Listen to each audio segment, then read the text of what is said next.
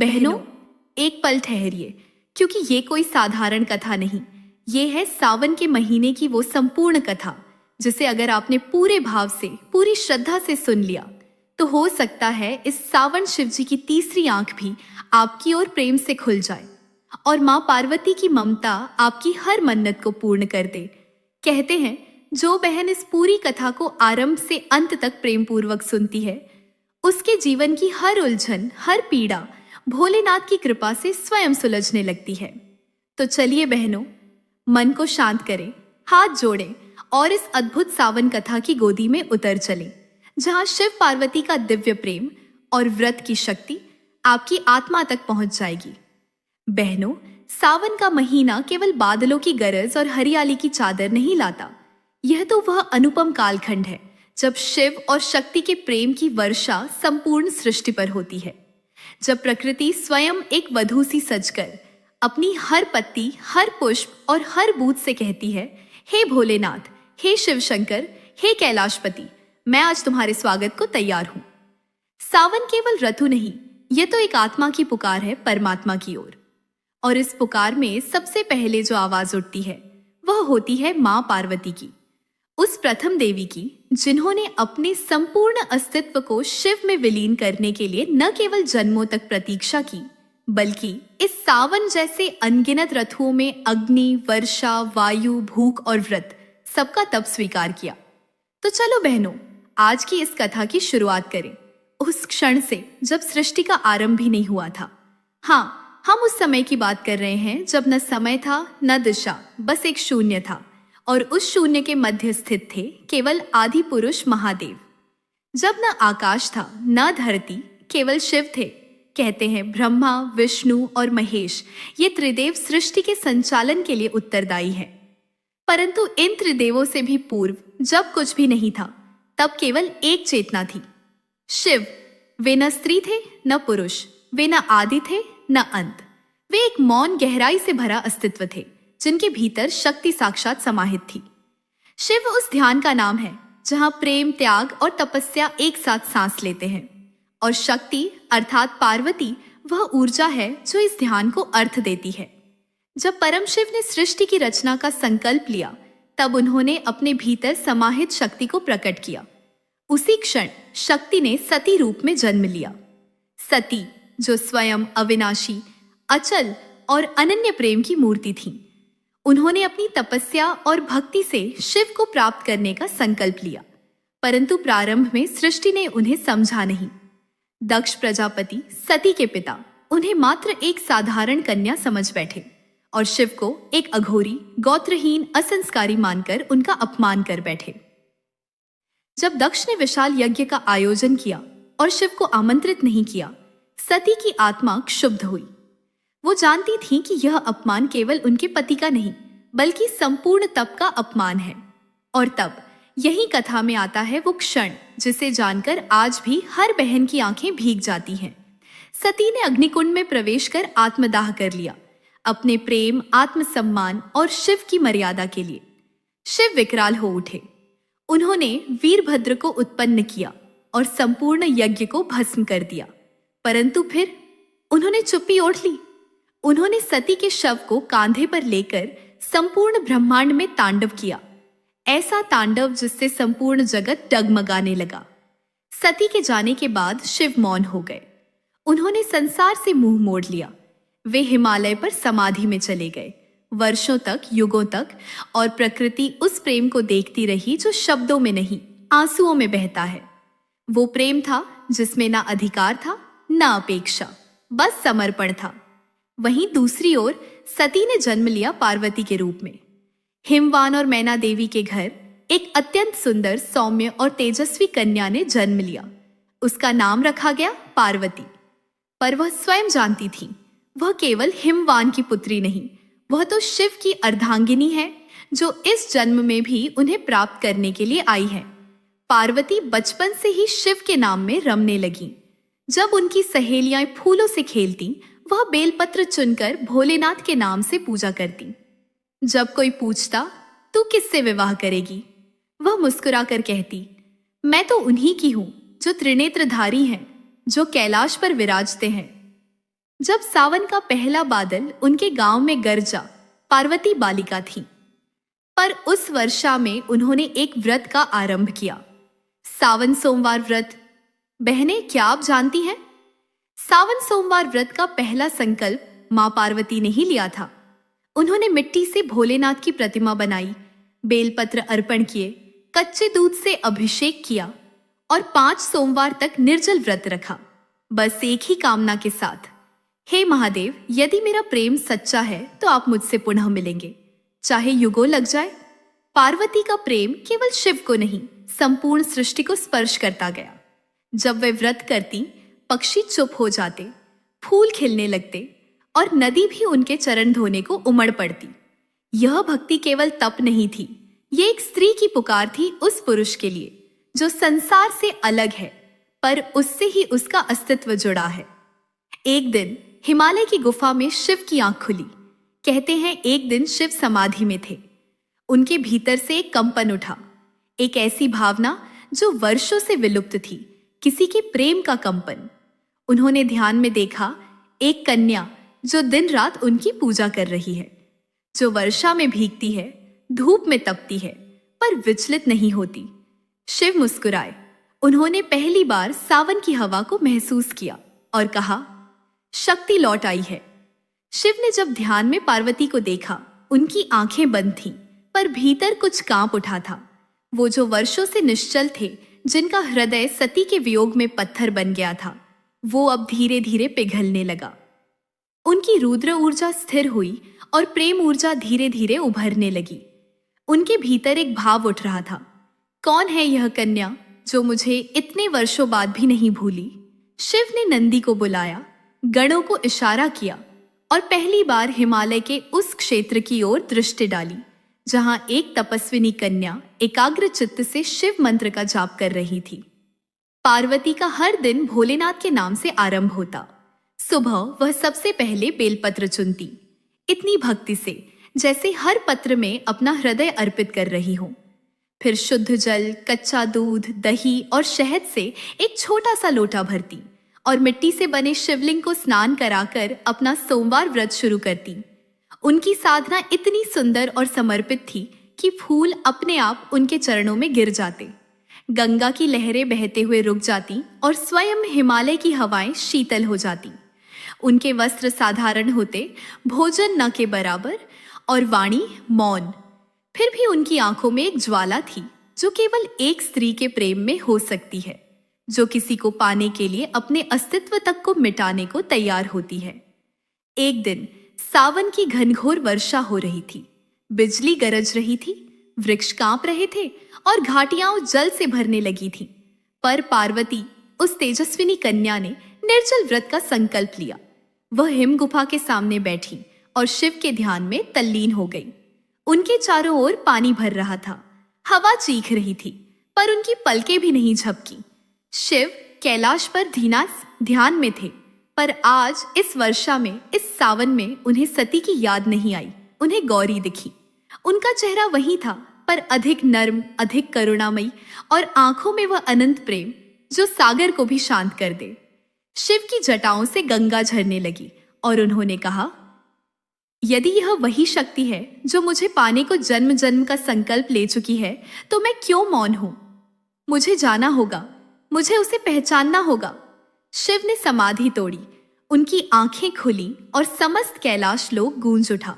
नंदी, भृंगी, गण, किन्नर सब समझ गए कि शिव के भीतर फिर से सृजन का संकल्प जाग गया है। उन्होंने अपने मस्तक की भस्म पोंछी, नयन खोले और बोले, अब समय है शक्ति से मिलने का, अब समय है उस भक्ति को उत्तर देने का जो वाणी नहीं बल्कि आत्मा से बह रही है।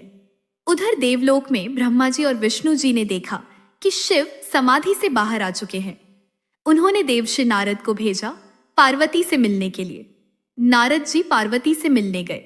उन्होंने कन्या को देखकर हंसते हुए कहा, हे पार्वती, तुम तो हिमवान की पुत्री हो, राजकुमारी हो, फिर क्यों इस अघोरी योगी के लिए स्वयं को तप में झोंक रही हो? पार्वती मुस्कुरा उठी। उनकी आंखों में आंसू थे, पर गर्व के।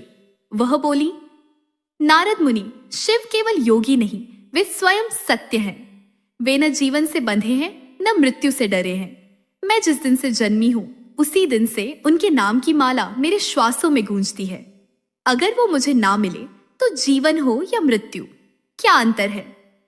जब लक्ष्मी जी ने यह सुना तो स्वयं पार्वती से मिलने आई। उनके साथ भगवान नारायण भी थे। लक्ष्मी जी ने पार्वती को गले से लगाकर कहा, हे गौरी, तू केवल एक कन्या नहीं, तू स्वयं प्रकृति है। जब तू प्रेम करती है तो यह सृष्टि मुस्कुराती है। मैं स्वयं नारायण से प्रेम करती हूं, पर तेरे प्रेम में जो समर्पण है वह अद्भुत है। विष्णु जी बोले, शिव निश्चित ही तुझे स्वीकार करेंगे, क्योंकि प्रेम केवल पाने का नाम नहीं, वो तो समर्पण है, और तुझसे बढ़कर कोई समर्पित नहीं।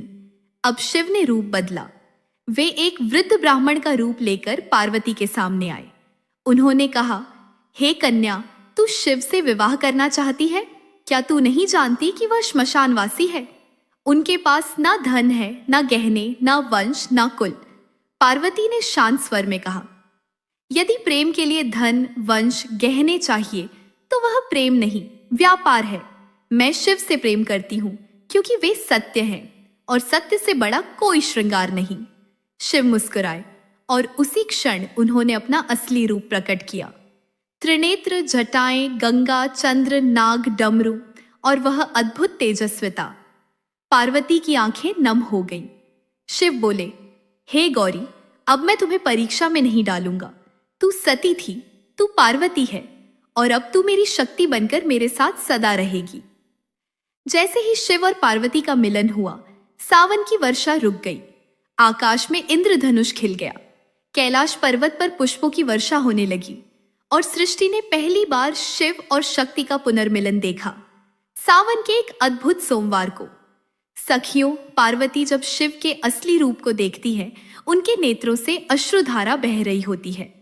कई जन्मों की तपस्या, कई वर्षों की प्रतीक्षा, हर सावन की एक एक बूंद, आज जाकर पार्वती के जीवन की पूजा को स्वीकार्यता मिली थी। शिव कुछ नहीं कहते, वे बस पार्वती के हाथों को थाम लेते हैं, और यह वह स्पर्श होता है जहां सृष्टि का पहला मौन वचन जन्म लेता है। शब्द नहीं चाहिए पार्वती, तू मेरी सांसों में थी, मेरी जटाओं की उलझनों में थी, तू ही मेरी तंद्रा थी, तू ही मेरी तृष्णा। अब जब तू आई है तो मैं संपूर्ण हूं। पार्वती और शिव के इस पुनर्मिलन पर संपूर्ण त्रिलोक में उत्सव छा जाता है। ब्रह्मा, विष्णु, लक्ष्मी, नारायण सभी कैलाश पर आते हैं। देवगण, आर्षि, अप्सराएं, गंधर्व सब मंगलगान करते हैं। सप्तर्षि प्रणाम करते हैं और कहते हैं, आज सावन का यह दिन केवल ऋतु नहीं, यह स्वयं शिव शक्ति का योग है। यह दिन आज से युगों तक स्त्रियों द्वारा व्रत के रूप में पूजित होगा। यही वह दिन है जब शिव ने प्रेम को पुनः अपनाया और पार्वती को संसार को भक्ति का आदर्श बनाया। अब कैलाश पर चलती हैं विवाह की तैयारियां। किन्नर शिव की बारात सजाते हैं। विष्णु जी पार्वती के कन्यादान कर्ता बनते हैं। लक्ष्मी माता विवाह मंडप सजाती हैं। नंदी और गण विवाह का संगीत गाते हैं। शिव स्वयं बेलपत्र और त्रिपुंड से मंडप को अलंकृत करते हैं। और सावन की वर्षा, वो तो मानो प्रेम के आशीर्वाद में झूम रही होती है। हर वृक्ष, हर पत्ता, हर पुष्प जय शिव शक्ति का जप कर रहा होता है। रात की चांदनी में शिव और पार्वती एक साथ बैठते हैं। चारों ओर दीप जले हुए हैं। कैलाश पर सजीवता है, पर भीतर एक शांत प्रेम। पार्वती पूछती है, स्वामी, क्या आपने कभी मुझे चाहा था जब मैं वर्षों तक तप में लगी रही? शिव मुस्कुराकर उत्तर देते हैं, पार्वती, तुम जब जंगल में तप कर रही थी, मैं हर वृक्ष की छाया में था। जब तुम वर्षा में भीग रही थी, मैं हर बूंद में था। जब तुम निर्जल उपवास करती थी, मैं तुम्हारे भीतर बैठा तुम्हारा संकल्प पीता था। तुम मुझे पाना नहीं चाहती थी, तुम मुझे पहचान रही थी, और अब मैं तुम्हारा हूं। तभी आकाश से एक वाणी होती है, आज से सावन का प्रत्येक सोमवार स्त्रियां शिव के लिए व्रत रखेंगी और पार्वती जैसा प्रेम पाना चाहेंगी। जो स्त्री श्रद्धा से यह व्रत रखेगी, वह पार्वती के समान सौभाग्यशाली होगी। जो पुरुष इस व्रत में सच्चे प्रेम से शिव का ध्यान करेगा, उसे अपने जीवन की शक्ति मिलेगी, और उसी दिन 16 सोमवार व्रत की परंपरा जन्म लेती है। शिव के संग परिणय सूत्र में बंधने के बाद भी सावन का अगला सोमवार आया। पार्वती ने फिर व्रत किया। शिव ने पूछा, अब भी? पार्वती ने कहा, व्रत केवल पाने के लिए नहीं होता, यह निभाने के लिए भी होता है। अब मैं तुम्हें अपने भीतर बनाए रखने का व्रत रखूंगी, ताकि तुम्हें कभी मेरे बाहर ढूंढना ना पड़े। शिव मौन हो गए। उन्होंने पार्वती के चरणों में पुष्प चढ़ाए और कहा, अब मैं स्वयं तुम में वास करूंगा और तुम्हारे प्रत्येक रूप की पूजा पृथ्वी पर होगी। एक दिन लक्ष्मी और नारायण भी कैलाश आए। वहां पर बैठकर शिव पार्वती और लक्ष्मी नारायण के बीच अद्भुत संवाद हुआ। प्रेम, त्याग, स्त्री की गरिमा, पुरुष का कर्तव्य, इन सब विषयों पर चर्चा हुई। लक्ष्मी बोली, प्रेम में सबसे कठिन कार्य है प्रतीक्षा, और पार्वती ने वह भी की। पार्वती ने उत्तर दिया, प्रेम में सबसे सुंदर कार्य है मौन समर्पण, और लक्ष्मी, वह तुम्हारा गुण है। विष्णु और शिव ने एक दूसरे को देखा और कहा, जिनके साथ शक्ति है वही सच्चा भगवान है। कैलाश पर एक बार पार्वती ने पूछा, स्वामी, सावन का यह व्रत इतना पवित्र क्यों है? शिव बोले, क्योंकि इस मास में प्रकृति स्वयं भक्ति करती है। वर्षा उसकी आंसू है, हरियाली उसकी श्रद्धा है। जब प्रकृति शिव को भजती है, तब मनुष्य को भी अवसर मिलता है मेरे निकट आने का। और तब से आज तक, आज भी जब सावन की पहली फुहार गिरती है, तो हर स्त्री के मन में पार्वती जगती है। हर पेड़ पर बेलपत्र उगता है और हर मंदिर में शंख बजता है, क्योंकि यह महीना नहीं, पार्वती के समर्पण, शिव के स्वीकार और प्रेम की पुनः प्राप्ति का उत्सव है। कैलाश पर्वत की गोद में सावन की रिमझिम बूंदों ने जब धरती को भिगोना शुरू किया, तब वहां की हवाओं में एक अजीब सी शांति और माधुर्य भर गया। गंगा की कलकल ध्वनि मंद पड़ गई थी, मानो शिव पार्वती के प्रेम की कथा सुनने के लिए स्वयं वह भी स्थिर हो गई हो। मंदार पर्वत की गुफाओं में हर तरफ से बस एक ही स्वर गूंजता था, हर हर महादेव। पार्वती माँ शिव के समीप बैठी थी और उनके हाथों में बेलपत्र की थाली थी। वह थाली बहुत सुंदर थी। उसमें बेलपत्र, दूध, शहद, अक्षत, सफेद चंदन और छोटे छोटे पुष्प थे, जो स्वयं प्रकृति ने उनके चरणों में समर्पित कर दिए थे। पार्वती बोली, स्वामी, ये सावन मास मुझे इतना प्रिय क्यों लगता है? इसका कारण क्या है? महादेव मुस्कुराए। वह मुस्कान न सिर्फ पार्वती को, बल्कि सृष्टि के हर अंश को भीतर तक छू गई। शिव बोले, उमा प्रिय, सावन सिर्फ ऋतु नहीं, ये तो हमारी मिलन लीला का प्रतीक है। जब जब यह मास आता है, हर भक्त अपने भीतर हम दोनों की कथा को अनुभव करता है।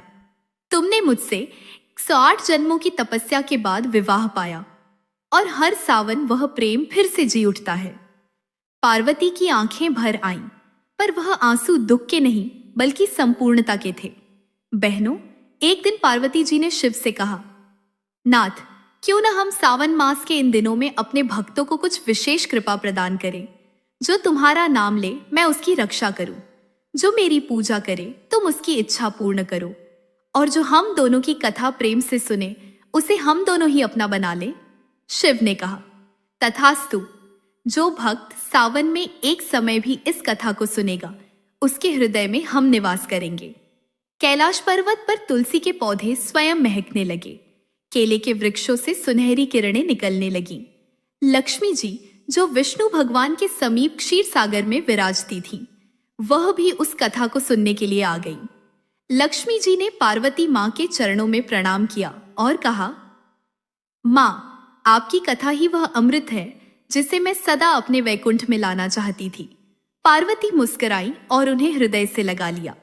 वहीं भगवान नारायण भी प्रकट हुए और शिव से बोले, प्रभु, आपकी यह सौम्य लीला ब्रह्मा, विष्णु, महेश की त्रयी को भी विस्मित कर देती है। शिव बोले, नारायण, इस संसार में प्रेम से बड़ा कोई ज्ञान नहीं, और सावन वह अवसर है जब प्रेम, तपस्या और त्याग तीनों का संगम होता है। इसी सावन मास में एक बालिका भावना ने शिव को पाने की प्रबल इच्छा से व्रत करना शुरू किया।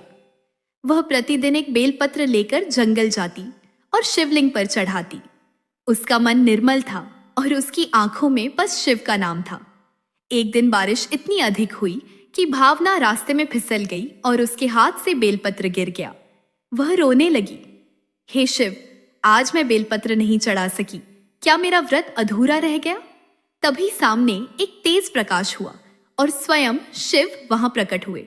शिव ने कहा, हे पुत्री, जो प्रेम से रोता है वह भी मेरी आराधना करता है। आज तूने बेलपत्र नहीं चढ़ाया पर अपने हृदय को अर्पण कर दिया, यही सबसे बड़ा पुष्प है। उस दिन से भावना को भक्त राजा की उपाधि मिली और उसने एक कन्या के रूप में संपूर्ण गांव को भक्ति का मार्ग दिखाया। बहनों, सावन के दिनों में पार्वती की सखियां विजया, जया, मंजरी और कल्याणी सब कैलाश पर उपस्थित थीं। वे सब शिव पार्वती के प्रेम की लीला गा रही थीं। कोई झूला डाल रही थी, कोई मेहंदी रच रही थी और कोई बेलपत्रों की माला बना रही थी। उसी समय पार्वती जी बोली, हे सखियों, आज हम झूला झूलेंगे और शिव को सावन का राग सुनाएंगे। शिव सन्यासी रूप में खड़े थे, किंतु उस दिन उन्होंने गले में माला डाली, भस्म को साफ किया और रुद्रवंशी पर राग मेघ मल्हार बजाना शुरू किया। हर दिशा में बांसुरी की धुन फैल गई और तब सृष्टि की हर स्त्री, चाहे वह गृहिणी हो या साध्वी, उसने शिव को अपना आराध्य मान लिया। वहीं से कथा में प्रवेश लेते हैं श्रीहरि और लक्ष्मी माता। लक्ष्मी बोली, प्रभु, मुझे अब सावन में आपके साथ शिव पार्वती की लीला का साक्षी बनना है। नारायण मुस्कुराए, लक्ष्मी, सावन में भक्ति का रूप स्त्री स्वरूप होता है और इस लीला को हर नारी जब सुनेगी तब उसमें पार्वती का अंश जागृत होगा। सखियों, सावन की रिमझिम फुहारों से कैलाश में फिर एक नई चेतना भर गई थी। पार्वती जी ने अपने करकमलों से शिवजी के जटाओं में गंगा जल चढ़ाया। वह जल मानो केवल जल नहीं था, वह उनके मन की आस्था, वर्षों की तपस्या और सृष्टि को संजोने का भाव था। शिवजी ने मन स्मित से उनकी ओर देखा। उमा, उन्होंने कहा, क्या तुम्हें याद है जब तुमने पहली बार मुझसे मिलने की प्रार्थना की थी तो तुम्हारा मन भी सावन के बादलों की तरह भारी था? पार्वती जी मुस्कुरा उठी।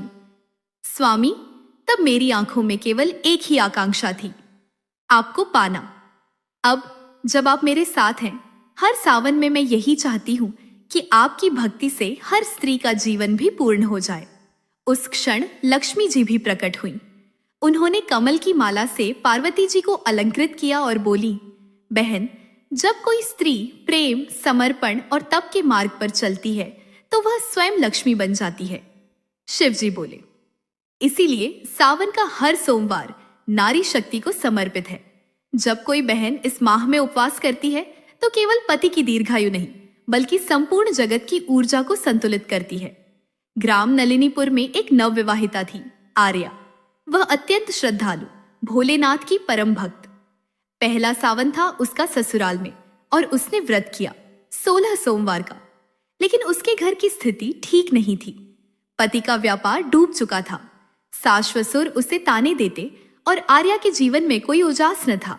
फिर भी हर सोमवार वह तुलसी के पौधे के नीचे दीप जलाकर भोलेनाथ से कहती, हे त्रिपुरारी, अगर आपने मेरी मां पार्वती की पुकार सुनी थी तो मेरी पुकार भी सुनिए।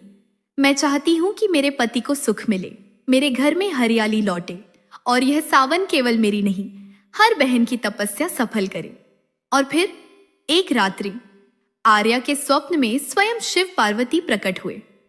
पार्वती जी ने कहा, बेटी, तुमने जो संकल्प लिया है वह केवल तुम्हारे परिवार को ही नहीं, पूरे गांव की दिशा बदल देगा। भोलेनाथ बोले, कल प्रातः बेलपत्र पर ओम नमः शिवाय लिखकर घर के चारों कोनों में रख देना। तुलसी के पास गाय का दूध चढ़ाना और अपने हाथों से सासू मां को जल पिलाना। आर्या ने वैसा ही किया और उसी सप्ताह उसका पति वीरेश एक पुराना व्यवसायिक सौदा जीत पूरा घर खुश हो उठा। लेकिन असली चमत्कार तो तब हुआ जब उसके गांव के कुएं से मीठा जल निकलने लगा, जिसे लोग वर्षों से सूखा समझते थे। लोगों ने समझा ये सावन केवल वर्षा नहीं लाया, ये कृपा लाया। फिर शिवजी बोले, सावन का एक एक दिन जब श्रद्धा से जिया जाए तो वह ब्रह्मांड को भी बदल सकता है। हर स्त्री जो व्रत करती है वह केवल अपने परिवार की नहीं, समस्त सृष्टि की रचना करती है। उसी समय नारद मुनि वहां पहुंचे। उनके वीणा के सुरों में सावन की रागिनी गूंज रही थी। भोलेनाथ, वे बोले, मुझे भी यह कथा सुनानी है देवलोक में। हर देवी को बताना है कि पृथ्वी पर नारियां वो तुम्हारे नाम से कैसा तप कर रही हैं। शिव जी ने कहा, तब एक संदेश ले जाओ। हर स्त्री में पार्वती है, हर प्रेम में शिव है और हर सावन एक नया ब्रह्मांड रचने की क्षमता रखता है। उधर वैकुंठ में लक्ष्मी नारायण मुस्कुरा रहे थे। लक्ष्मी जी बोली, स्वामी, शिव पार्वती के प्रेम को देखिए। वो तप से जन्मा, भक्ति से पला और सावन से खिला है। भगवान विष्णु ने उत्तर दिया, इसलिए हर सावन में जब स्त्रियां व्रत करती हैं तो हम दोनों पति पत्नी भी उन्हें आशीर्वाद देने साथ साथ धरती पर उतरते हैं। और उस वर्ष की रक्षाबंधन की रात जब आर्या ने अपने देवर को राखी बांधी तो उसकी कलाई पर भी एक चमत्कारी रक्षा सूत्र स्वयं शिव जी ने बांधा, जिसे केवल आर्या की आंखों ने देखा और मन ने अनुभव किया। और ठीक उस क्षण शिव जी ने पार्वती की ओर देखा और बोले, देवी, सावन की कथा तो चलती ही जाएगी, अब समय है अगले रहस्य को प्रकट करने का। क्या तुम उन्हें वट वृक्ष की कथा सुनाना चाहोगी? पार्वती जी मुस्कुराईं। उन्होंने अपनी स्मृति के झरोकों से एक और कथा का द्वार खोला। सखियों, सावन की उस दिव्य संध्या में जब कैलाश पर्वत पर हरियाली की छाया गहराने लगी, पार्वती जी अपने प्रभु शिव के चरणों में बैठी थीं। वायु में सुगंधित पुष्पों की महक थी। मंद बयार उनके केशों से खेल रही थी और पास ही नंदी, मां लक्ष्मी, भगवान नारायण और गणेश जी की उपस्थिति से वह वातावरण देवताओं का एक दिव्य संगम सा प्रतीत हो रहा था। शिव जी मुस्कुरा रहे थे, जैसे सावन की पहली बूंद किसी तपती धरती को सुकून देती है, वैसे ही पार्वती के भीतर उठते संशयों को शांति मिल रही थी। देव, पार्वती बोली, आपने मुझे मेरा पूर्व जन्म बताया, वह तपस्या, वह साधना, लेकिन क्या केवल तपस्या से ही शिव को पाया जा सकता है? क्या कोई और मार्ग भी है? शिव जी ने पार्वती के सिर पर स्नेह से हाथ फेरा और बोले, उमा प्रिय, जिस मन में सच्चा प्रेम होता है वहां शिव स्वयं वास करते हैं। साधना केवल शरीर की नहीं होती, प्रेम की, श्रद्धा की और समर्पण की भी होती है। और बहनों, तब शुरू हुई एक और कथा, एक और जन्म की, एक और स्त्री की। बहनों, बहुत समय पहले एक नगर में सुंदरी नाम की एक कन्या रहती थी। वह रूपवती थी, लेकिन उससे भी अधिक थी उसकी भक्ति। वह हर सोमवार को उपवास करती, बेलपत्र चढ़ाती और महादेव का नाम गाते हुए पूरे नगर में घूमती। लोग उसे पागल कहते, क्योंकि उसका विवाह किसी पुरुष से नहीं हुआ था और उसने प्रतिज्ञा की थी कि जब तक शिव स्वयंवर नहीं बनते मैं संसारिक बंधनों में नहीं बंधूंगी। उसकी भक्ति इतनी प्रखर थी कि स्वयं मां लक्ष्मी ने विष्णु जी से कहा, स्वामी, देखिए तो यह कन्या इस जीवन में ही शिव को पा जाएगी, क्या हमें इसकी परीक्षा नहीं लेनी चाहिए? विष्णु मुस्कुराए और बोले, परीक्षा नहीं, पारखी दृष्टि रखनी चाहिए। यह सच्चा प्रेम है, परीक्षा की वस्तु नहीं। और तभी नारद मुनि को भेजा गया सुंदरी की भक्ति को मार्गदर्शन देने। नारद जी उसके पास गए और बोले, बेटी, तुम शिव की भक्ति करती हो, परंतु क्या शिव तुम्हें स्वीकार करेंगे? वह तो वैरागी है, श्मशानवासी है। तुम गृहस्थ जीवन चाहती हो या उनका? सुंदरी बोली, मैं तो वही जीवन चाहती हूं जहां शिव हो, चाहे वह श्मशान हो या हिमालय। जहां वो है वही मेरा संसार है। यह सुनकर नारद मुस्कुराए और वापस लौटकर उन्होंने शिव जी को सब बताया। कैलाश लौटे वर्तमान में पार्वती मंद मुस्कुराई, तो प्रभु, वह कन्या मैं ही थी? हाँ देवी, शिव बोले, तुम्हारा हर जन्म शिव के लिए ही समर्पित रहा है। हर जन्म में तुमने भक्ति की, प्रेम किया और अंततः तुमने मुझे पाया। पर कथा अभी यही नहीं रुकी बहनों। अब दृश्य बदलता है। धरती पर सावन की पूर्णिमा का दिन था।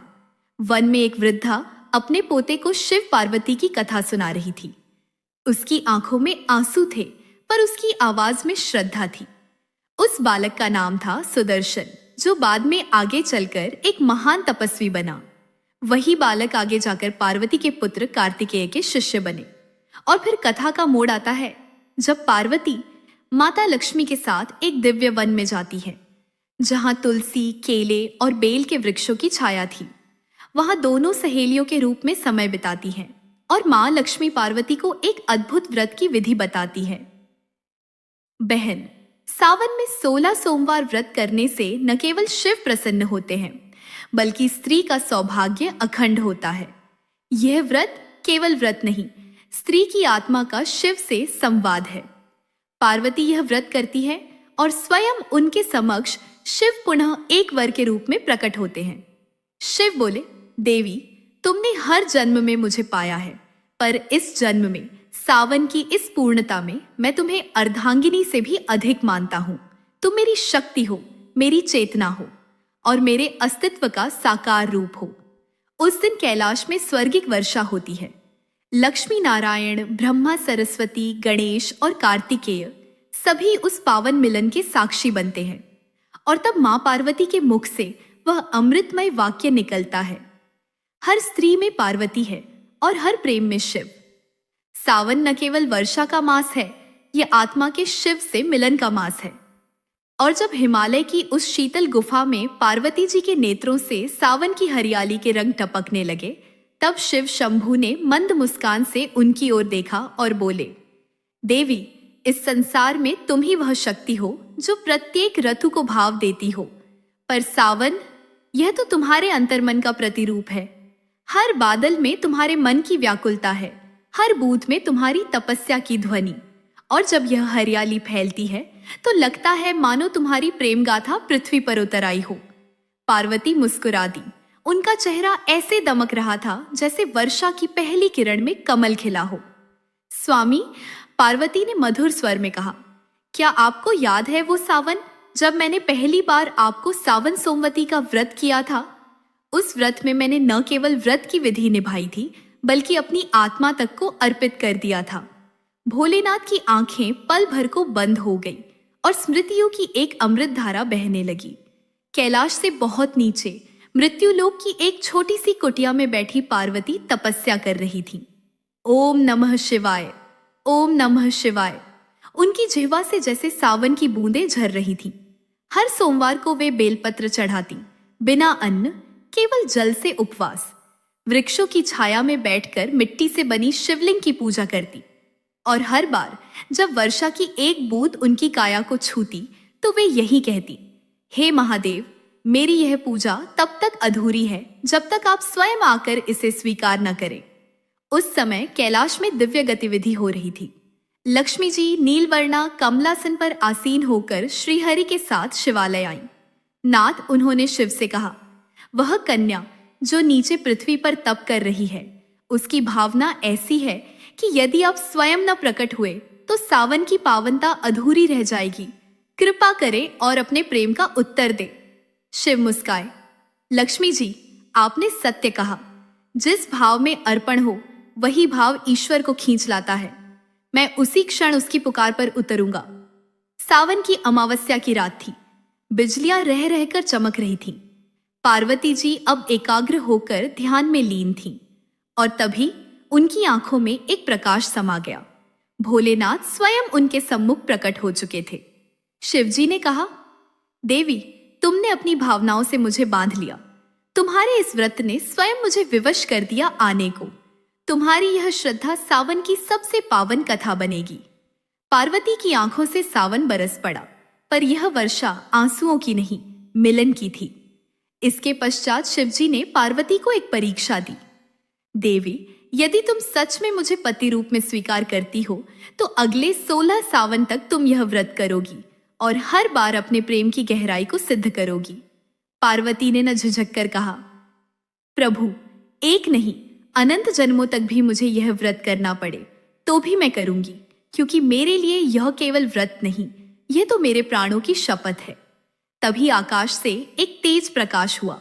लक्ष्मी नारायण स्वयं प्रकट हुए और बोले, पार्वती, तुम्हारे इस प्रेम से हम स्वयं प्रभावित हैं। जो भी स्त्री तुम्हारे इस व्रत को सावन में श्रद्धा से करेगी, उसे न केवल पति की लंबी आयु बल्कि अखंड सौभाग्य और लक्ष्मी की कृपा भी प्राप्त होगी। 16वें सावन की पूर्णिमा को शिव और पार्वती ने एक बार फिर नई प्रतिज्ञा के साथ एक दूसरे को अर्पित किया। इस बार केवल कैलाश नहीं, हमारा प्रेम अब हर नदी, हर पेड़, हर वर्षा बूंद में बहेगा। सावन न केवल व्रत का महीना होगा, बल्कि यह होगा शिव पार्वती के मिलन का उत्सव। भोलेनाथ ने अंत में यह कहा, जो स्त्री इस कथा को सावन में श्रवण करती है उसके जीवन में न केवल प्रेम की अनुभूति होगी बल्कि उसका मन भी शिव जैसा शांत और सौम्य बन जाएगा। पार्वती ने मुस्कुराकर बहनों की ओर देखा। बहनों, सावन केवल एक ऋतु नहीं, यह तो एक तपस्या है, एक मिलन है, एक स्त्री के प्रेम की पराकाष्ठा है। शिवजी की बातें सुनकर पार्वती माँ की आंखों में प्रेम के अश्रु छलक आए। उन्होंने भोलेनाथ का हाथ थाम लिया और बोली, स्वामी, आपने तो मेरा सारा तप, सारी प्रार्थनाओं का फल एक ही वाक्य में दे दिया, जब आपने कहा कि मैं केवल आपकी अर्धांगिनी नहीं बल्कि आपके साथ हर युग में पुनः पुनः जन्म लेने वाली प्रेम की शक्ति हूं। शिव मुस्काए। हिमालय की ऊंचाइयों पर बैठा वह युगल इस समय न केवल पति पत्नी था बल्कि ब्रह्मांड की दो दिव्य शक्तियां थीं, सृजन और संहार की, करुणा और तपस्या की। सावन की औरथू अपने पूरे यौवन पर थी। कैलाश की वादियां हरितिमा से सजी थीं, तुलसी की महक वातावरण में व्याप्त थी और पार्वती माँ ने अपने दोनों हाथों से शिव के मस्तक पर बेलपत्र चढ़ाते हुए सावन सोमवार का व्रत प्रारंभ किया। इस व्रत में पार्वती ने केवल अपनी तपस्या को दोहराया नहीं बल्कि संसार की हर नारी के लिए एक मार्ग बनाया। कैसे प्रेम, विश्वास और समर्पण से हर स्त्री अपने जीवन में शिवत्व को पा सकती है।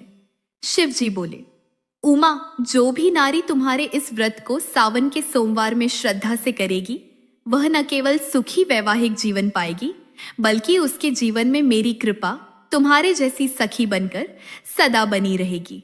और तभी वहां प्रकट हुए लक्ष्मी नारायण शंख की मधुर ध्वनि के साथ आकाश से पुष्प वर्षा होने लगी। शिव बोले, हे नारायण, हे माता लक्ष्मी, आपका इस सावन दिवस पर कैलाश आगमन अत्यंत मंगलकारी है। लक्ष्मी मां मुस्काई, हे महादेव, सावन की इस पावन बेला में जब तुम और पार्वती इस दिव्य एकता में बंधे हो तब सृष्टि की सभी स्त्रियां आनंदित हैं। मैंने भी यह व्रत आज ही रखा है अपने नारायण के संग। और वहीं कैलाश पर चारों ओर दीप जल उठे। तुलसी के पत्तों की माला, केले के वृक्षों की छांव और गंगा जल से शुद्ध किया गया शिवलिंग, सबने उस दृश्य को देवताओं का उत्सव बना दिया। तभी वहां प्रकट हुए स्वयं कार्तिकेय और गणेश।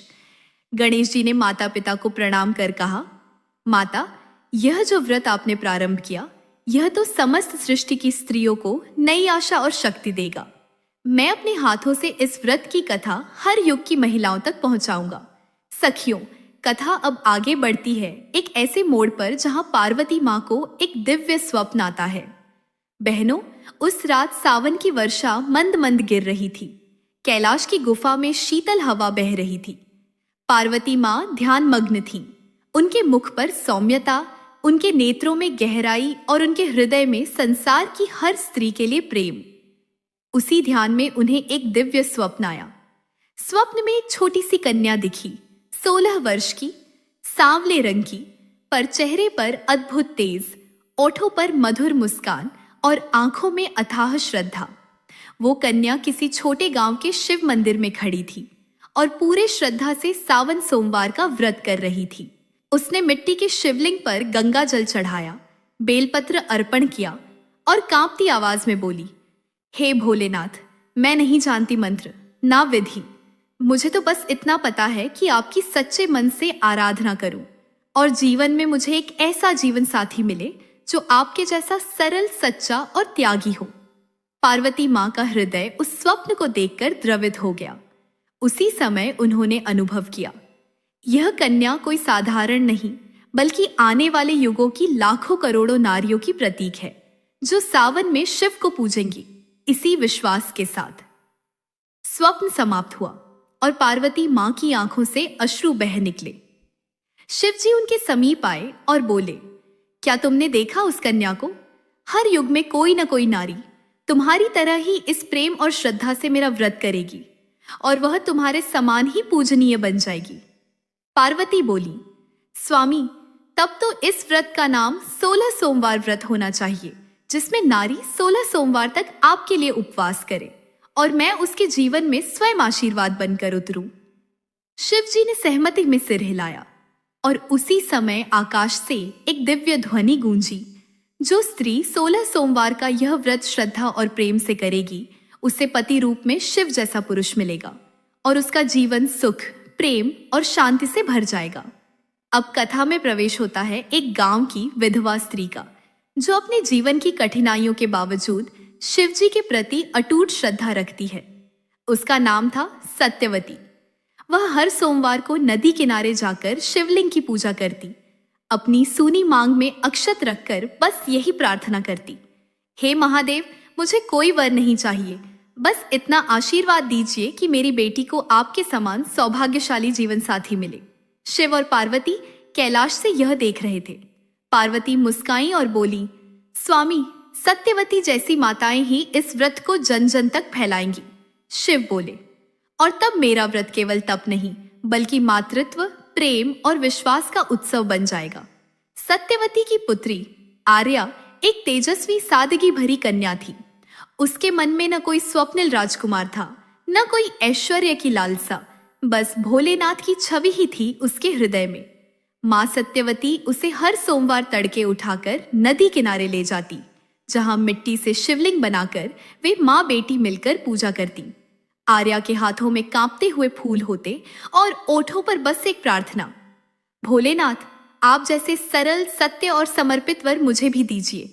मेरे जीवन में सच्चा प्रेम दीजिए, जैसा माँ पार्वती को मिला। शिव पार्वती कैलाश से इस दृश्य को देखकर आशीष देने लगे। पार्वती माता बोली, स्वामी, देखिए कितनी मासूमता से ये कन्या मुझे ही अपनी आदर्श मानती है। क्या इसे अब आपकी कृपा का समय नहीं आ गया? शिव मुस्कुराए, इस कन्या की तपस्या पूरी है, अब इसे मैं वही दूंगा जो इसे भावों से मांगा है, एक सच्चा, निर्मल, मेरा ही अंश। इधर गांव में एक और युवक था, नीलकांत, एक अनाथ जो मंदिर में पला था और भक्ति में ही बड़ा हुआ। उसका हृदय भी शिव में ही रमा रहता और सावन के सोमवार उसके लिए त्योहारों जैसे होते। एक सोमवार की सुबह जब आर्या नदी किनारे पूजा कर रही थी, वहीं पास में नीलकांत शिवलिंग पर अभिषेक कर रहा था। दोनों के नेत्र सहसा मिले और कुछ क्षणों को समय थम गया। ना कोई वासना थी, ना कोई आग्रह, बस एक मधुर शांति, जैसे दो आत्माएं अपने स्रोत को पहचान रही हों। पार्वती ने शिव से कहा, स्वामी, क्या अब समय आ गया कि इन दोनों को जीवन साथी बना दिया जाए? शिव बोले, हाँ देवी, यह मिलन कोई संयोग नहीं, यह मेरे व्रत का फल है, यह सावन की तपस्या की परिणति है। उसी रात आर्या को स्वप्न आया, जिसमें माता पार्वती स्वयं आकर बोली, बेटी, तेरी श्रद्धा ने शिव को प्रसन्न किया है। तेरे जीवन में जो प्रेम आएगा वह संसार के हर प्रेम से ऊंचा होगा, क्योंकि वह त्याग और भक्ति पर आधारित होगा। नीलकांत तुम्हारा अपना शिवांश है। सुबह होते ही गांव में एक चमत्कार घटा। मंदिर के पुजारी ने स्वयं सत्यवती से आकर कहा, देवी, यह प्रस्ताव स्वर्ग से आया लगता है। नीलकांत और आर्या का विवाह शिव पार्वती की इच्छा है। गांव में उत्सव सा माहौल छा गया। बिना किसी बंधन के, बिना दहेज, बिना आडंबर, शुद्ध प्रेम और भक्ति पर आधारित विवाह हुआ। विवाह की वेदी पर जब आर्या और नीलकांत ने शिवलिंग के सामने प्रण लिया, तब आकाश से फूल बरसे और मंदिर की घंटियां अपने आप बजने लगी। बहनों, सावन की यह कथा अब एक चमत्कारी रूप में प्रवेश कर रही है। अब मैं आपको सुनाऊंगी एक रानी की 16 सोमवार व्रत की अद्भुत कथा। सखियों, राजधानी के उत्तर दिशा में स्थित एक समृद्ध राज्य था, जहां की महारानी प्रियदर्शनी वर्षों से संतान की प्राप्ति के लिए तरस रही थी। राजा बलवान, धर्मपरायण और प्रजावत्सल थे, परंतु उनके जीवन में वह अधूरापन बना हुआ था, एक संतान की कमी जो उनके वंश को आगे बढ़ा सके। महारानी प्रतिदिन मंदिर जाती, संतों से आशीर्वाद लेती, यज्ञ हवन करवाती, किंतु गर्भ में कभी कोई संतान ना ठहरती। एक दिन वे महल के पीछे स्थित शिवकुंड पर ध्यानस्थ बैठी थीं, जहां एक वृद्धा उन्हें मिली, झुकी कमर लेकिन नेत्रों में ज्योति।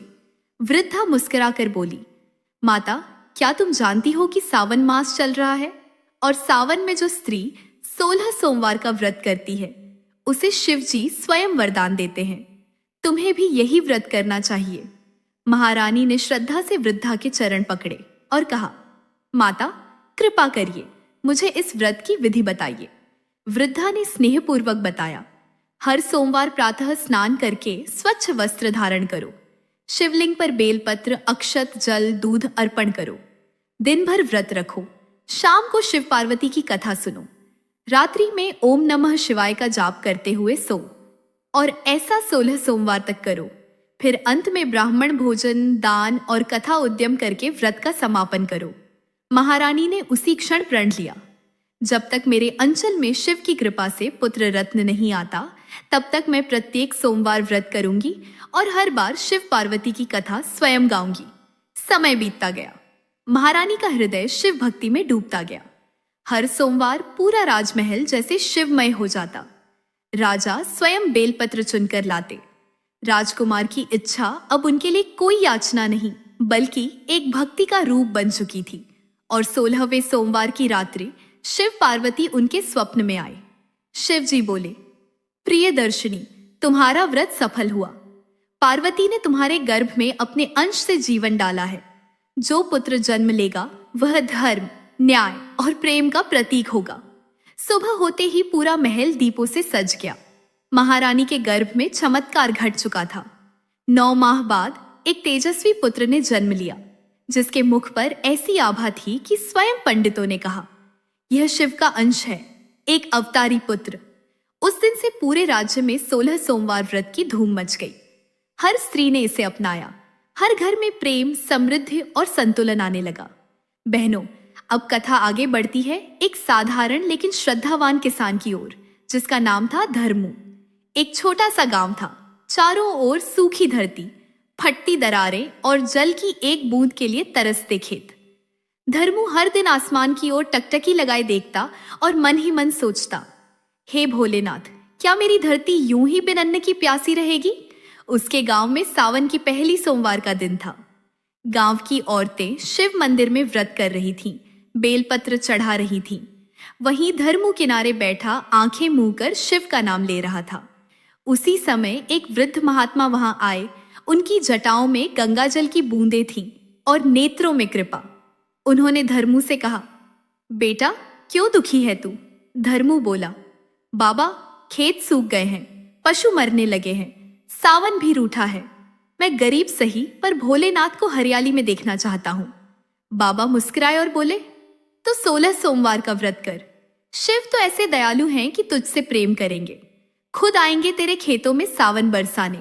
तेरी भक्ति यदि सच्ची हो तो धरती स्वयं आशीर्वाद बन जाएगी। धर्मू ने उसी पल प्रण लिया। प्रत्येक सोमवार वह शिव मंदिर की मिट्टी से शिवलिंग बनाता, उसे बेलपत्र, जल और अपने श्रम से चढ़ाता। उसके पास द्रव्य न था तो वह भूखा ही व्रत करता, पर हर बार ओम नमः शिवाय का जाप करता हुआ खेत में सो जाता। धीरे धीरे उसके चारों ओर हरियाली दिखने लगी। जहां पड़ोसी किसान की भूमि भूरी और सूखी थी, वहीं धर्मू के खेत में छोटे छोटे अंकुर निकलने लगे। गांव वाले आश्चर्य में थे, धरती यहां कैसे भीग रही है? 16वें सोमवार की रात धर्मू के स्वप्न में महादेव और मां पार्वती आए। शिवजी बोले, धर्मू, तूने जो सच्ची भक्ति की वह हमारी आत्मा तक पहुंची। तेरे खेत अब हर सावन में सबसे पहले हरे होंगे। तेरे गांव में सूखा कभी नहीं पड़ेगा। तेरी भक्ति ने बादलों को बांध दिया है। सुबह हुई, धर्मू के खेत में काले बादल मंडराने लगे। बिजली चमकी और पहली बार वर्षा हुई। ऐसी वर्षा कि पूरे गांव ने आनंद से नृत्य किया। धरती हरी हुई, नदी भरी हुई, पशु आनंदित हुए और धर्मू की झोपड़ी में ओम नमः शिवाय की ध्वनि गूंजती रही। बहनों, देखा आपने, 16 सोमवार व्रत केवल मनोकामना का ही नहीं, बल्कि जीवन को हरियाली और आत्मा को शिवमय करने का उपाय है। हर उस व्यक्ति को चमत्कार मिला जिसने इसे श्रद्धा और प्रेम से निभाया। बहनों, जैसे सावन की फुहारें धरती को भिगोकर विदा लेती हैं, वैसे ही अब ये शिव पार्वती की प्रेममयी कथा भी पूर्ण हो रही है। इस कथा में था श्रद्धा का संकल्प, व्रत का बल और शिव शक्ति का अमर प्रेम। अगर इसने आपके दिल को छुआ हो तो इसे अपनी हर सखी तक जरूर पहुंचाइए, क्योंकि ये सिर्फ कथा नहीं, भोलेनाथ की कृपा की बूंदें हैं। हर सावन आए, शिव कृपा लाए, हर बहन को मिले पार्वती सा प्रेम। और हाँ, अगर अगली कथा भी मेरी आवाज में सुननी हो तो हमारे चैनल से जुड़ जाइए, क्योंकि हर कथा में छुपी है कोई विशेष कृपा। धन्यवाद।